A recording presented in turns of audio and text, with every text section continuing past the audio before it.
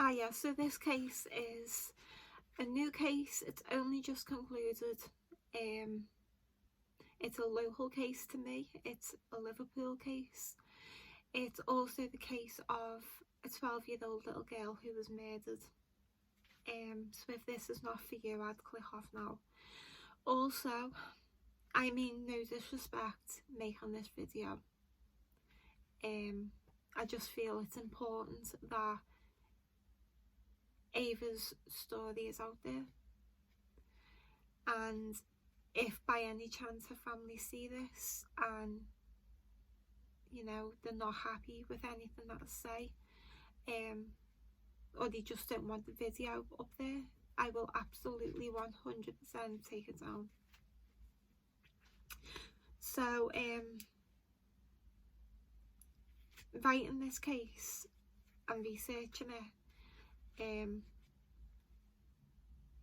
I was crying. This case has made me so emotional. So disclaimer, I might swear, I might cry, I might get angry.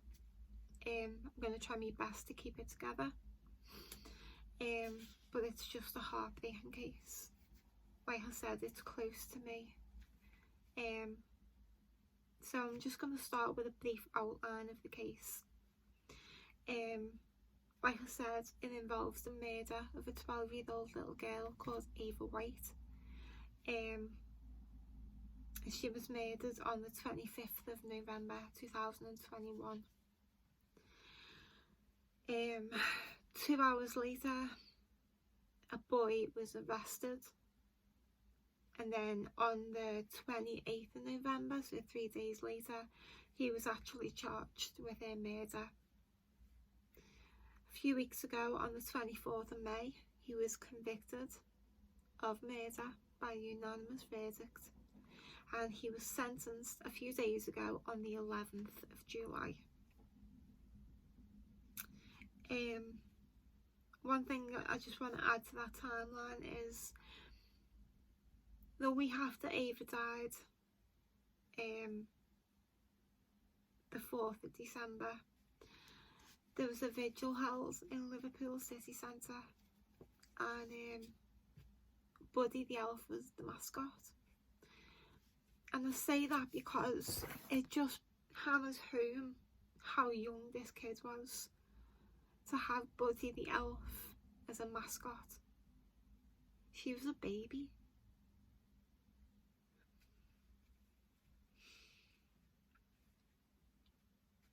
So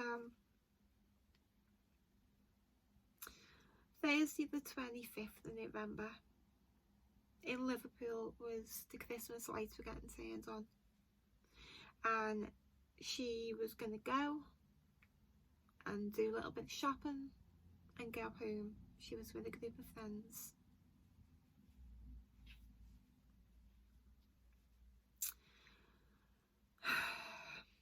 So about 8:40 p.m. by the Royal Court in Liverpool, it's like a theatre. It's right in the city centre. Her and her friends were approached by a group of boys. One of the boys started to film Ava. A verbal altercation started. He shared the video to Snapchat. I don't really understand Snapchat. Yeah. So he's filming it, and Ava's saying, "Stop filming me."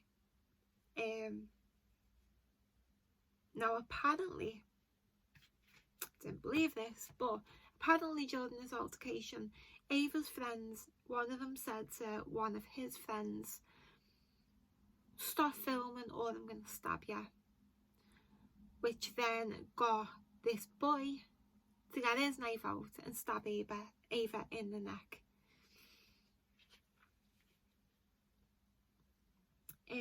So she managed to make her way to Church Alley, which is kind of around the corner.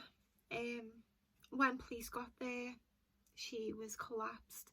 A member of the public who was also a witness to what had happened, was trying to give Ava first aid. She was taken to Alder Hey Children's Hospital, where she died a short time later. So this boy, who was 14 at the time, we don't know his name, I'll get to that in later on. Like I said, he was arrested and charged with murder.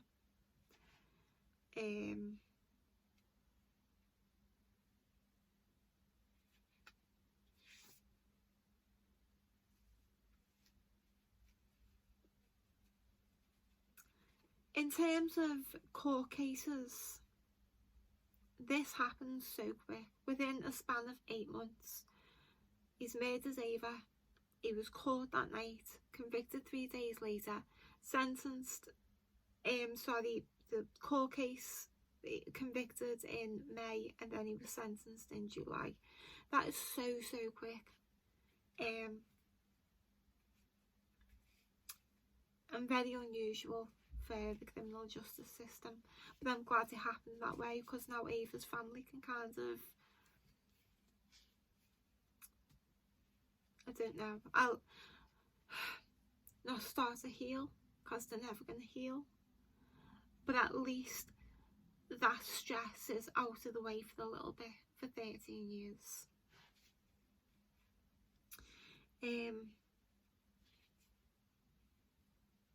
Yeah, he was given a minimum of 13 years. He was given life, but a minimum, he's got to serve 13 years. Usually in England, when you're given a sentence, you can almost take a half, maybe a third off that, and then you're out.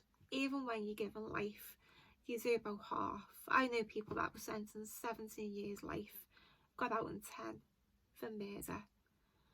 An assistant murder.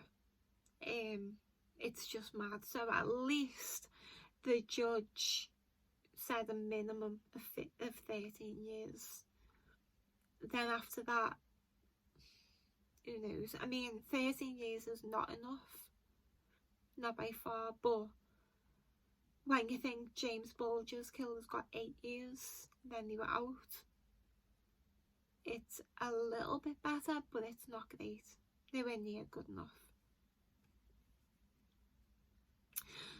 The judge also ordered for the knife to be destructed,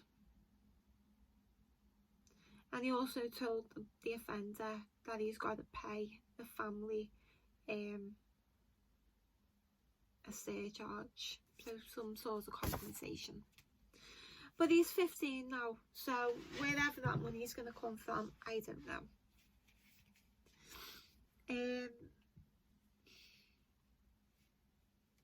In court, Ava's mum, Leanne, she was given a chance to read out a victim personal statement, and I read hers and I read a dad's, and it's just heartbreaking. So Leanne says in her statement, "The moment Ava is now, yesterday, tomorrow and forever. It is the past, the present and the future. It was not just one finite, horrific moment in time that happened last whenever. It is not just a moment, hour and second our lives became permanently divided into before and after. November last year, the light of my life was dimmed forever. She was taken in such cruel and tragic circumstances. When I think back to that tragic day, I remember how excited she was for Christmas, how happy she was going into town to watch the Christmas lights being switched on. Ava was given permission to stay out later than normal.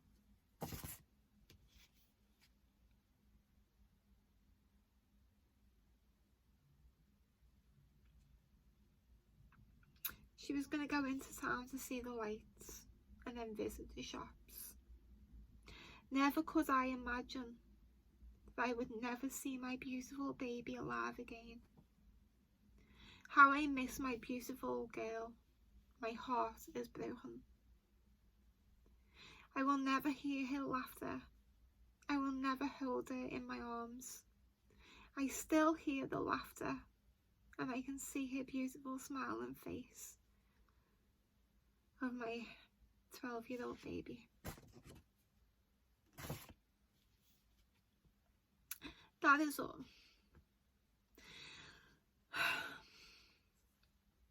That is all I have to hold on to. Precious memories, all I have of my Ava. DCI Judith Bleeth said, all our thoughts are with Ava White's mum, Leanne White, and dad, Robert Martin, and his sister, Mia. Tribute was also paid to the staff at Liverpool 1 who were the first people on the scene that day. Also Ava's friends who stayed with her, and paramedics who tried to save her.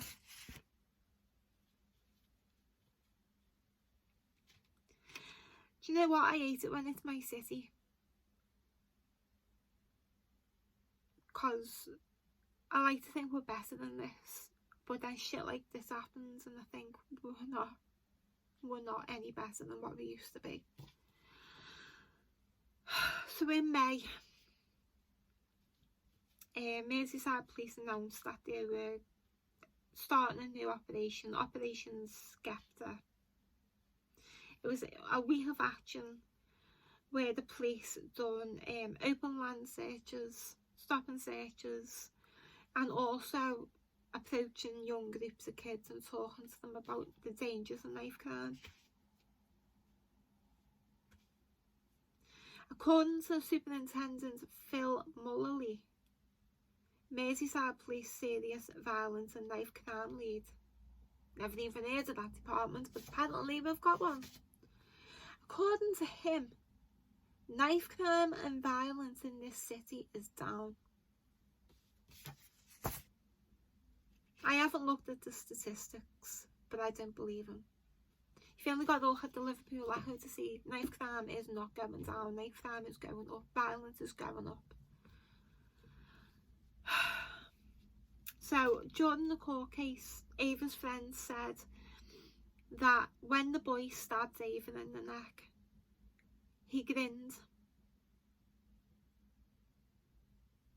He pulled out his flick knife, he stabbed her, and then he grinned about it. The boys then ran off, and he dumped his knife and a coat in a wheelie bin. And apparently his phone, but this is where it gets a bit iffy, and I'll tell you why in a sec. So after he's dumped his coat and a knife in a wheelie bin, he's caught with his group of friends on CCTV in a shop, and he's buying butter because apparently he wants crumpets. Now I can't remember what piece of research it is. It's something to do with psychopathy, and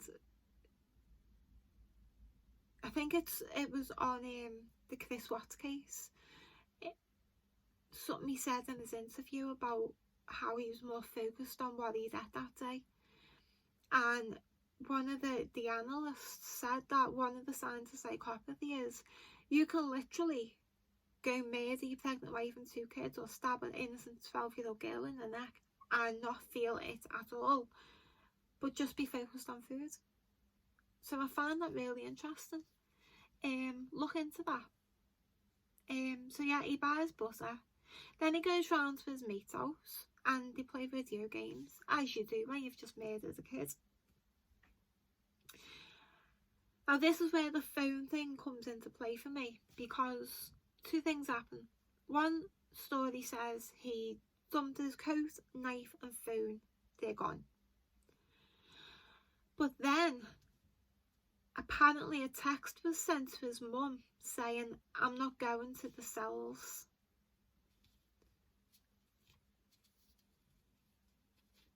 Now we know that the police go round to this boy's house, but he's in his mate's house, and his mum phones the boy and says the police are here, they want to talk to you. So I don't know if she had his mate's number, but then I'm thinking, well, where did the I'm not going to the cells come into it? Because if she's on the phone saying the police are here, wouldn't he just say, oh, I'm not coming home, I'm going to the cells, rather than texting her?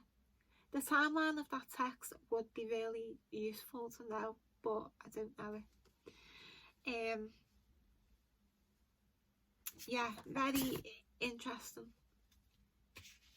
So 10:30 that same night, he's arrested. First he denied doing it at all. Then he blamed one of his friends for doing it.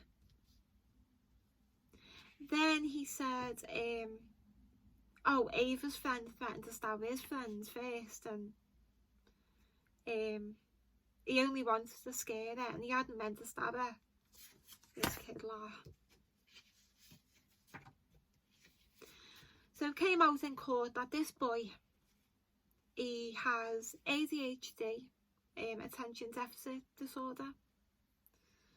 I think it means, I don't know what the H stands. Oh, attention deficit hyperactivity disorder he has.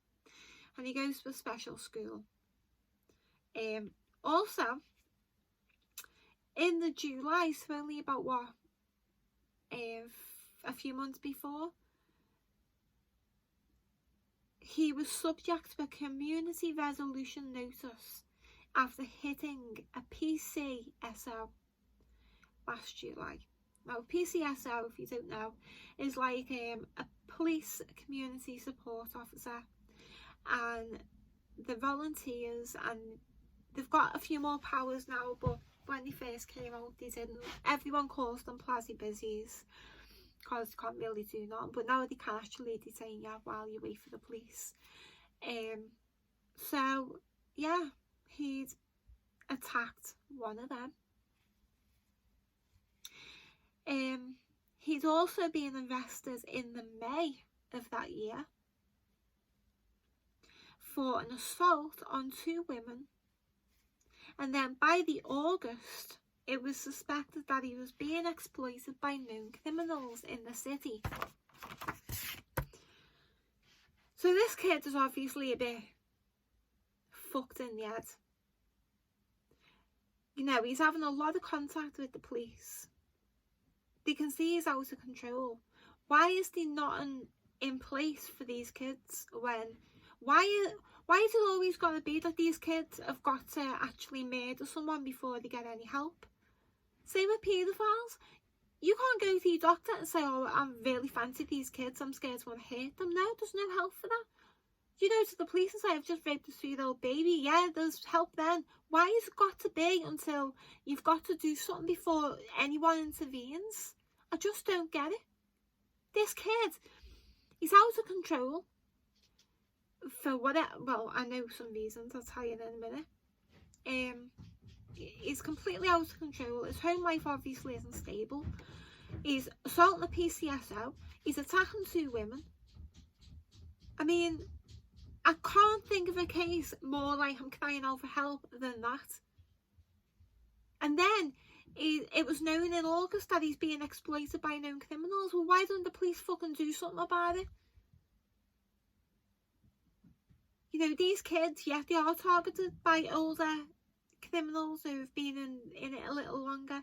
And yeah, they are scared, so yeah, they are carrying knives. But my God, surely the police know all this. I know all this, and I'm not a cop, but I know from what I know.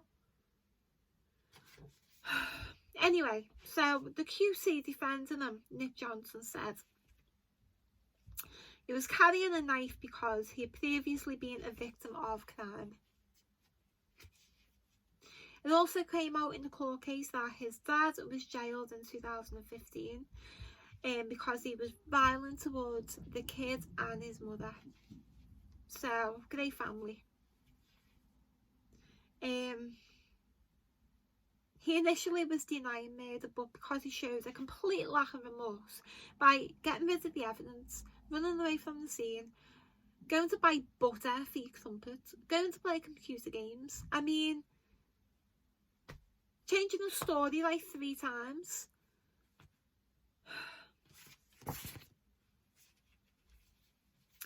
The judge, Miss Justice Yip, when she was sentencing him, said to him, "There's only one reason Ava is dead, and that is because you chose to carry a knife, and you chose to get it out, and you chose to use it. You enjoy carrying the knife. You'd been showing it off to your friends earlier that evening. It was a nasty weapon, and you should not have had it." I agree. So Ava's older sister, Ava's older sister Mia, who was 18, she also said that what she wants to do now,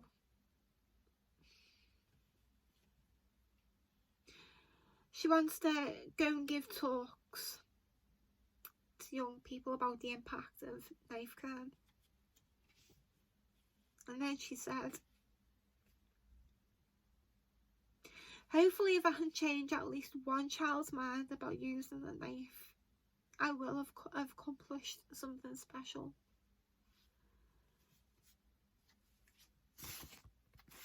You know, it's people like that who change the world for the better. People who can take an absolute tragic scenario and turn it into something so powerful and useful. And I hope she can do that, because I think if kids can hear the pain of losing your baby sister to something so senseless,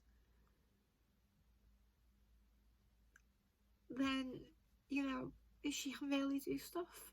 Kids are going to listen to that more than a police officer saying, "Oh, you shouldn't carry a knife, it's naughty."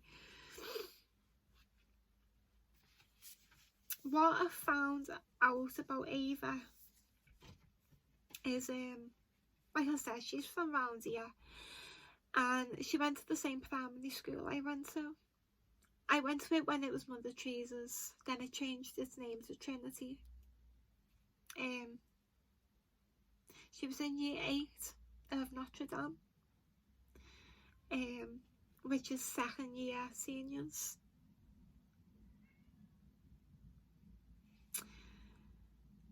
She wanted to be an air hostess and travel the world.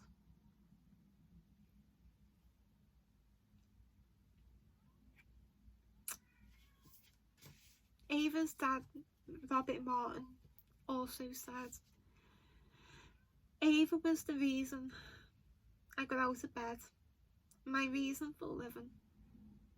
When Ava was taken away, it devastated everything.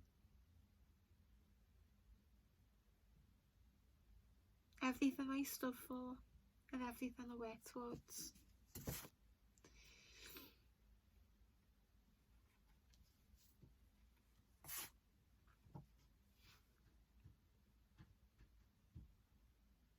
Ava's last words to her mates, it just kills me. She said, "Don't leave me." It kills me that she was scared at the end.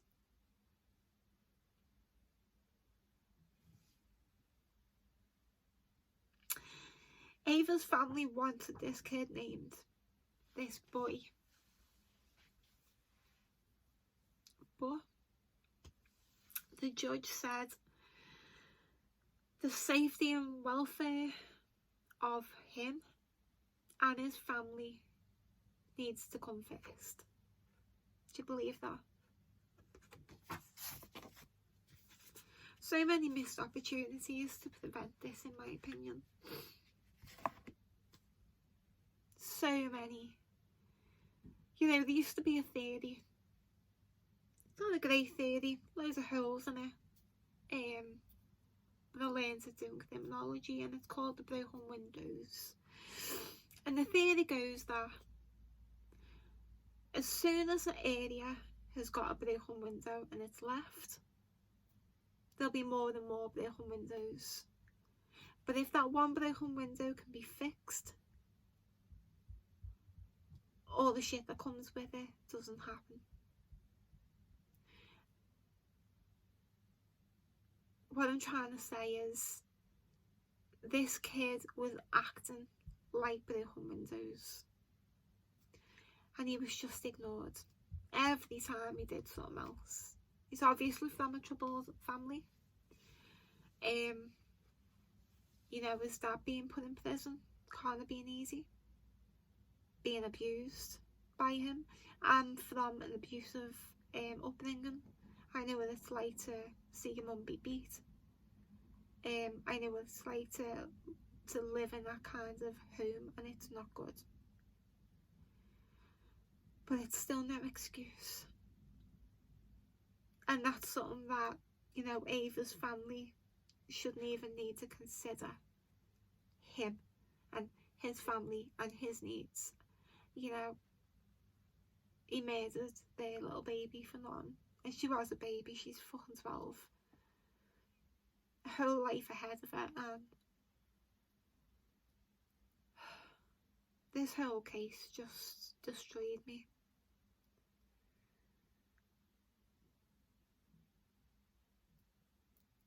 I've got a good feeling that there'll be more to come out. I mean, good in the strength I'm sensing from Ava's family really seems like they're gonna be this isn't it for them. They're gonna fight. They're gonna fight to make sure this doesn't happen again. And Ava's sister Mia saying that that's what she wants to do. I believe her. Absolutely, I believe her. She'll do it. Someone needs to do it. And, you know, the head of the flaming knife crime in Liverpool saying knife crime's gone down. More and more kids are carrying knives. They are. Don't get me wrong, they're scared, and it is for their own protection, but this instance, there was no excuse to pull that knife out. None. I know this isn't a long video. Like I said, it's new, it's only just happened. I'm quite sure in the future we'll be hearing more from Ava's family on the matter. My thoughts and prayers go out to them. I can't imagine how unbearable it must be. And for it to happen around Christmas time, that's their lives destroyed. End of. They'll never be the same. You know, my prayers go to little Ava.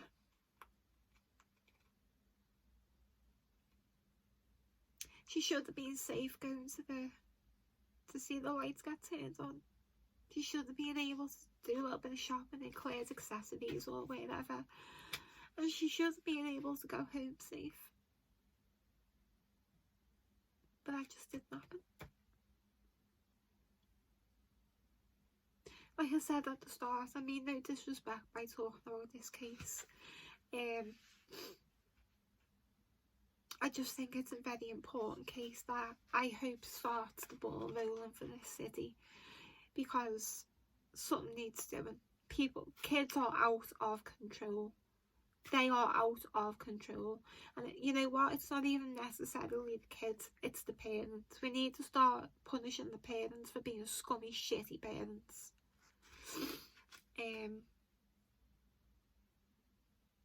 Yeah. So if there's more to talk about in the future, I'll definitely make another video, as long as, you know, Ava's family doesn't ask me to remove it.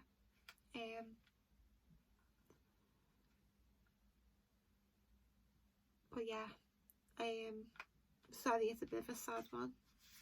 No happy ending.